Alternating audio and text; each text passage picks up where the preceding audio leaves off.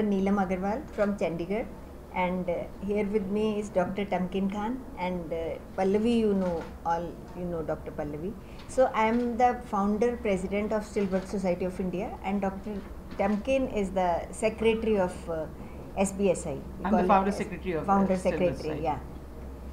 So this society was formed in 2021, and basically our objective is to combat these stillbirths, to prevent the preventable stillbirths, and to provide support to the families who have been affected by this tragedy, right? So this is the first society of its kind which addresses a topic like stillbirth. So, is a very neglected area, and almost 1.9 million stillbirths occur every year globally, and for that about 40% is contribution from India and Nigeria, because of the sheer numbers, because we have a large population and the rate is high. So we are contributing to almost 40% of all the stillbirths that occur all over the world. And the saddest part is that most of the stillbirths that occur in India are preventable. So if we can tackle a few problems, like provide good antenatal care and detect complications early, especially pregnancy-induced hypertension and the delayed growth or the slow growth of the baby, many of these stillbirths can be prevented, and especially improve the quality of care. Everybody is receiving care in some form, both in the antenatal and the postnatal period and the intrapartum period. But the quality has to be standardized, then only it is going to make a difference. Hello అండి, నా పేరు doctor పల్లవి. నేను Fernandes హాస్పిటల్లో consultant లాగా పనిచేస్తున్నాను.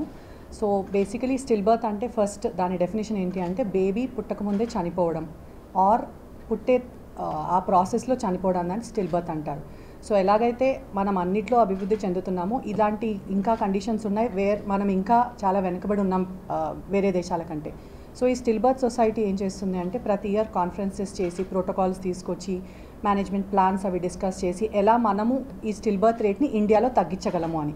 So పెద్ద దేశాల్లో చూస్తే యూఎస్, యూకే అలాంటి దేశాలలో స్టిల్ బర్త్ రేట్స్ చాలా తక్కువ ఉంటాయి, 1-2 per 1000, కానీ మనం ఇంకా 13 per 1000లో ఉన్నాం. సో ప్రతిసారి మనం ఈ కాన్ఫరెన్సెస్ చేసుకొని మీటింగ్స్ చేసుకొని డిస్కస్ చేసుకొని అవగాహన పెంచుకొని ఎలా మనం ఈ నంబర్ని తగ్గించగలము అంటే 10/2030 థీమ్ అంటే 2030 వరకు మనం ఈ నంబర్స్ని ఎలా తగ్గించుకోగలము, ఎలాంటి ప్రణాళికలు చేస్తే మనము we can reduce the numbers అనేది అందరము డిస్కస్ చేసుకొని మిగతా సొసైటీస్తో హెల్ప్ తీసుకొని ఈ ప్రోగ్రామ్ చేస్తున్నాం.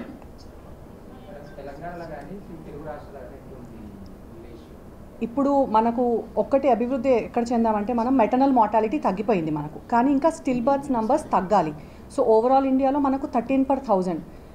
మిగతా డేటా అంత రోబస్ట్గా లేదు. సో మనము ఒక్కొక్క ఎలాగైతే మెటర్నల్ డెత్ని మనం ఇవాల్యుయేట్ చేస్తామో అట్లా బేబీకి చనిపోతే కూడా ఎందువల్ల చనిపోయింది, రీజన్ ఏమన్నా ఉందా, ఎలా మెటర్నల్ డెత్స్ని మనం తగ్గించగలిగామో అలా బేబీస్ది కూడా తగ్గించగలము. ఎందుకంటే చాలా డెత్స్ మనం అవాయిడ్ చేయొచ్చు. కొంతమంది బేబీస్ బీపీ వల్ల చనిపోవచ్చు, కొంతమంది మదర్కి షుగర్ ఉండడం వల్ల చనిపోవచ్చు, కొంతమంది బేబీ ఎదుగుదల లేకపోవడం వల్ల చనిపోవచ్చు. కానీ మనం సరిగ్గా ముందు నుంచి ప్లాన్ చేసుకొని చెకప్స్ చేసుకొని పేషెంట్లకు అవగాహన ఇప్పించి ఎలా మూమెంట్స్ చూసుకోవాలి, ఎలా మీరు హాస్పిటల్కి ఏ టైంలో రీచ్ అవ్వాలి, అలాగే మనకు హెల్త్ కేర్ ప్రొఫెషనల్స్లో కూడా అవగాహన వచ్చి ఎలా మానిటరింగ్ టెక్నిక్స్ మనం పెంచుకోవచ్చు, ఎలా పాలసీలు తీసుకురావచ్చు, ఎలా ఈ నంబర్స్ని తగ్గించవచ్చు అని చూస్తున్నాం. 1000 అండి, 1000 అండి, 1000 బర్త్స్లో 13 మెంబర్స్ చనిపోతారు. అవునండి, అది ఓవరాల్గా అంతే. కొన్ని ఇయర్స్ కన్నా ముందు తగ్గిందండి, కానీ ఇంకా చాలా తగ్గాలి మనం నంబర్స్. సో అట్లీస్ట్ 10 per 1000 అని థీమ్ పెట్టుకున్నాం అంతే. 2030 అంటే ఇంకొక 6 సంవత్సరాల్లో ఎలా దాన్ని ఇంకా తగ్గించగలము అని. సో మేమేం చేస్తాము అంటే ఈ సొసైటీ పని ఏంటి అంటే ఇది ఇయర్లీ వచ్చే కాన్ఫరెన్స్ ఇది, కానీ ప్రతిరోజు ప్రతి నెల మనకు డిస్కషన్స్ ఉంటాయి, కేసెస్ ఉంటాయి. సో మిగతా అన్ని ప్లేసెస్ నుంచి హెల్త్ కేర్ ప్రొఫెషనల్స్ని, సీనియర్స్ని, ఎక్స్పీరియన్స్ ఉన్న వాళ్ళని ఇన్వైట్ చేసి కేసెస్ డిస్కస్ చేయడము, ఇంకా ఏమన్నా కొత్త ప్రోటోకాల్ ఉన్నాయా, మనం ఎందుకు మిగతా దేశాల కన్నా ఇంకా వెనుకబడ్డాం, ఇంకేమన్నా చేస్తే మనం ఇంప్రూవ్ అవ్వచ్చా, సో అలాంటి డిస్కస్ చేస్తుంటాం, పాలసీలు తీసుకురావడానికి ప్రయత్నిస్తుంటాం. Discuss about the policies. So ఈ పర్టికులర్ విషయంలో గవర్నమెంట్ ఆఫ్ తెలంగాణ నుంచి చాలా సపోర్ట్ ఉందండి. సో గవర్నమెంట్ ఆఫ్ తెలంగాణ నుంచి, తర్వాత ministry of health and family welfare, మన ఫాక్సీ నుంచి, SBSI which is a major group, and then UNICEF నుంచి, UNFPA నుంచి, WHO నుంచి, సో చాలా సొసైటీస్లో నుంచి చాలా సపోర్ట్ ఉందండి. So we are all planning so that ఒక మంచి పాలసీని తీసుకొచ్చి ఎలాగైతే మనం తగ్గించగలము, సో స్టేట్కి సజెషన్ చేయడం కానీ, సెంట్రల్కి సజెస్ట్ చేయడం కానీ.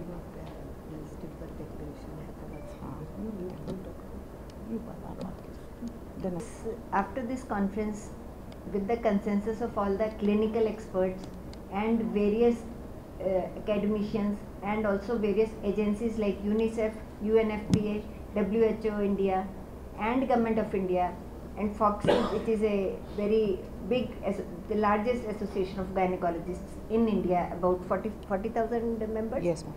40,000 members in FOXY. So they have also endorsed to have, and Stillbirth Society of India will be launching a Hyderabad declaration on stillbirths as to how stillbirths can be prevented and how we can improve the care for mothers as well as the babies, so that stillbirths are minimized at least 10 by 2030, and then how support can be given to the bereaved families. ఇప్పుడు అయితే ఈ కాన్ఫరెన్స్కి 260 members. So majorly doctors ఉన్నారండి ఈ గ్రూప్లో, doctors, midwives and nurses, but majorly doctors ఉన్నారు, అన్ని places నుంచి ఉన్నారండి. So after 3 days of conference ఒక డిక్లరేషన్, హైదరాబాద్ డిక్లరేషన్ లాగా రిలీజ్ చేస్తున్నారు. దాంట్లో అన్ని గ్రూప్స్తో డిస్కస్ చేసుకొని పాలసీని తీసుకురావడానికి, that is what madam is explain. అవునండి.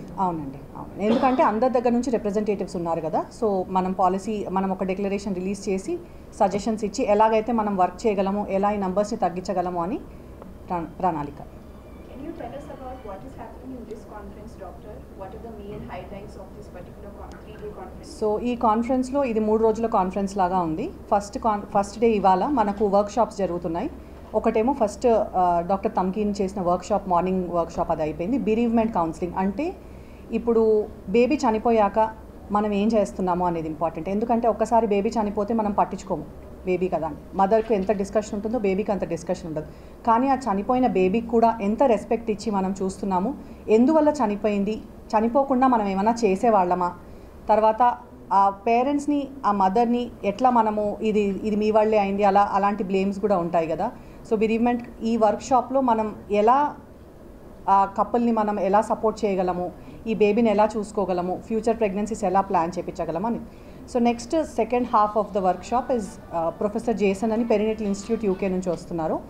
ఆయన simple methods like baby size measure చేయడము, మదర్ చెకప్స్కి వచ్చినప్పుడు సీరియల్ ఫండల్ హైట్ మెజర్మెంట్ ఉండడం, ఇవన్నీ ఇన్ఎక్స్పెన్సివ్. అంటే చాలా సింపుల్గా మెజరింగ్ టేప్తో మెజర్ చేసుకోవడం, బేబీ సరిగ్గా పెరుగుతుందా లేదా, చిన్నగా ఉంటే స్కాన్ చేయించి ఏమన్నా ప్రాబ్లం ఉందా, టైంకి డెలివరీ చేయొచ్చా, అలాంటివన్నీ చూడడానికి next half of the day ఆ వర్క్షాప్ ఉంటుందండి. రేపు ఎల్లుండి టాక్స్ ఉంటాయి, ప్యానల్ డిస్కషన్స్ ఉంటాయి. So different medical problems, diabetes వల్ల ఎలా చనిపోతారు బేబీస్, అది మనం ఎలా ప్రివెంట్ చేయగలము, హైపర్ టెన్షన్, అలా డిఫరెంట్ మెడికల్ ప్రాబ్లమ్స్ గురించి డిస్కస్ చేస్తూ చాలా ప్లేసెస్ నుంచి చాలా సీనియర్ కన్సల్టెంట్స్, ఎక్స్పీరియన్స్డ్ డాక్టర్స్ వచ్చారు. సో ఈ నెక్స్ట్ 2 days ఆ కాన్ఫరెన్స్ ఉంటుంది మనకి. స్కానింగ్లో తెలుస్తుందండి, బట్ అది తెలియాలంటే మనం టైంకి స్కానింగ్ చేయించాలి. మనము ప్రతి చెకప్ అప్పుడు స్కానింగ్ చేయించాం కదండి. లో రిస్క్ మదర్స్ అంటే ఏ మెడికల్ ప్రాబ్లమ్స్ లేని వాళ్ళకి ఊరికే స్కానింగ్ చేయించాం కదా, ఒకటి 8వ నెలలోనూ 9వ నెలలో చేయిస్తాం. కానీ ప్రతిసారి మనం ఈ చెకప్ చేయడం వల్ల, మెజర్మెంట్ తీసుకోవడం వల్ల కొంత ముందుగానే చేయించి సరిగా పెరగని బేబీని ఐడెంటిఫై చేసుకొని, అంటే మనం దాన్ని పెంచలేము బట్ టైంకి డెలివరీ చేసి కాపాడగలమా. And more sensitized ways means people who have stillbirths. So that was what our workshop was about today morning. The whole workshop was on that only, how to handle those cases. Dr. Tamkin can elaborate, because she is the one who has conducted that workshop, and it was attended by about 250 delegates. Very hugely successful workshop. Thank you.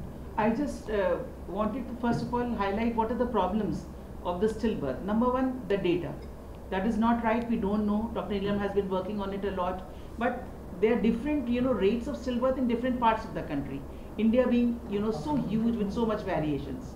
So we don't know the true numbers, and when we don't know the true numbers, how can we have a policy? We don't know what are the causes.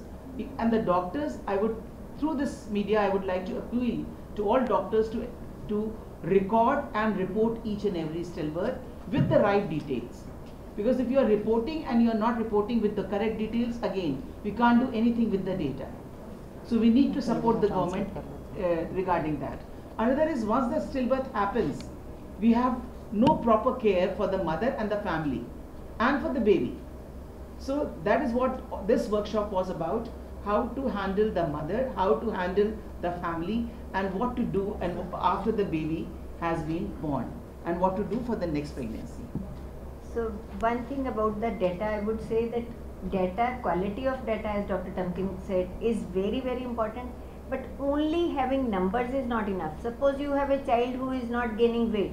So if you keep on putting the child on the weighing scale again and again and again, that is not going to help. The child is not going to gain weight by repeatedly showing him the scale. So same way, if we keep on getting numbers, that is not going to help us. We need to know the causes. What are the causes, and what are the causes in which different areas? So we must know where are the stillbirths occurring and why are they occurring. Whether there is lack of healthcare workers, or the mothers are not able to reach the hospital in time, or there are logistic issues which cannot be sorted out by either healthcare workers or family or whatever, and the government has to chip in. So we need to know where are the stillbirths, why they are happening, how they are happening, and how we can tackle them. So that is why we have to involve Government of India to make some policies, and hopefully we will be successful. And once we take out this Hyderabad declaration from this conference, I think this is going to make a difference for future, and government policies can be and protocols can be made by that. ప్రతి baby డెత్ని మనము discuss చేసి ప్రతి numbers మనం ఎలాగైతే maternal deaths గురించి information ఇస్తామో అలాగే babies గురించి ఇన్ఫర్మేషన్ ఇస్తే అప్పుడు మనకు డేటా కరెక్ట్గా ఉంటుంది. అప్పుడు దాన్ని ఏమన్నా చేయగలము, రీజన్ కనుక్కోగలము, రీజన్ కనుక్కుంటే వర్క్ చేసి దాన్ని తగ్గించగలము అని ప్రయత్నం ఇది. Stillbirth rate, this is very interesting. Stillbirth rate, if you see by the different sources, if you go by SRS data, which is our government data, that shows only 4 to 5 stillbirths per 1000 total births. So HMIS shows about 14, whereas in a stillbirth surveillance which we have been conducting for the last 10-12 years with 20-25 hospitals, and also with RBSK 53 hospitals, there it is coming to about 22 to 25 per 1000 stillbirths. So it is under-reported and under-reflected. So it is not correct. IGME shows about 22 showed in 2019, and in 22 series of United Nations IGME report, it's about 50. Hello అండి, Fernandes hospital ఈ conference స్టిల్బర్త్ society of ఇండియాతో కలిసి చేస్తున్నారు. So ఈ conference ఈ 3 రోజులు ఉంది మనకు, 13, 14, 15th of October ఈ పార్క్ హోటల్లో కండక్ట్ చేస్తున్నాం. సో ఫస్ట్ డే ఆఫ్ కాన్ఫరెన్స్లో మేము 2 వర్క్షాపులు చేస్తున్నాము. First workshop bereavement counselling workshop. So ఈ బెరీవ్మెంట్ కౌన్సిలింగ్ వర్క్షాప్లో ఒక బేబీ చనిపోయాక మనం ఎలా ఫాలో చేస్తామో, ఏం చేస్తామో అనేది డిస్కస్ చేస్తారు. Second workshop growth assessment protocol అని professor Jason Gardosi perinatal institute United Kingdom నుంచి వచ్చారు. సో తను ఒక ఎలా మనం ఈ బేబీస్ని ప్రెగ్నెన్సీలో ఫాలో చేస్తాము, బేబీ సరిగా పెరుగుతుందా లేదా, చిన్న టెక్నిక్స్ తోటి, ఖర్చు తక్కువగా ఉన్న పద్ధతులతోని ఎలా మనము చిన్న బేబీని పసిగట్టగలము, ఎలా వాటిని టైంకి డెలివరీ చేయగలం అనేది డిస్కస్ చేస్తారు. తర్వాత సాటర్డే సండే 2 రోజులు చాలా రకాల టాక్స్ ఉన్నాయి, ప్యానెల్ డిస్కషన్స్ ఉన్నాయి. సో ఇవన్నీ టాక్స్కి, ప్యానెల్ డిస్కషన్స్కి మెయిన్ రీజన్ ఏంటి అంటే, ప్రతి స్టిల్బర్త్ని మనం అవాయిడ్ చేయలేం. అంటే ప్రతి బేబీని మనము చనిపోకుండా చూడలేం, కానీ చాలా మటుకు స్టిల్బర్త్స్ని మనం అవాయిడ్ చేయొచ్చు. సో అలా అవాయిడ్ చేయాలంటే ముందు మనకు అవగాహన ఉండాలి ఏ మెథడ్ ఫాలో అవుతే ఈ స్టిల్ బర్త్ని తగ్గించవచ్చు అని. సో సపోజింగ్ బీపీ వల్ల చనిపోతుంది బేబీ, ఆర్ మదర్కి షుగర్ ఉండడం వల్ల చనిపోతుంది, మనం ఇంకేదన్నా బెటర్ చేయగలిగితే బాగుంటుందా, బేబీ సరిగా పెరగకపోతే చనిపోతుంది, ఆ సరిగా పెరగకపోయే బేబీని మనం ముందు నుంచి పసిగడితే టైంకి డెలివరీ చేస్తే అది అవాయిడ్ చేయొచ్చు కదా అని. సో ఏవైతే మనము అవాయిడ్ చేయగలిగే ఫ్యాక్టర్స్ ఉన్నాయో అవన్నీ డిస్కస్ చేసుకొని, సో ఈ 3 రోజుల మీటింగ్ తర్వాత హైదరాబాద్ డిక్లరేషన్ ఒకటి రిలీజ్ చేస్తారు. దాంట్లో government of India and government of Telangana and UNICEF, UNFPA, ministry of family and health and family welfare వీళ్ళందరూ కలిసి ఒక డిక్లరేషన్ తీసుకొని SBSI తోటి అంటే still birth society of India ద్వారా ఈ డిక్లరేషన్ రిలీజ్ చేసి పాలసీని రిలీజ్ చేసి గవర్నమెంట్కి సజెస్ట్ చేసి ఎలా మనం ప్రోటోకాల్స్ని ఫాలో చేసుకొని ఎలా ఈ స్టిల్ బర్త్ రేట్ని తగ్గించగలము అనేది డిస్కస్ చేస్తాం.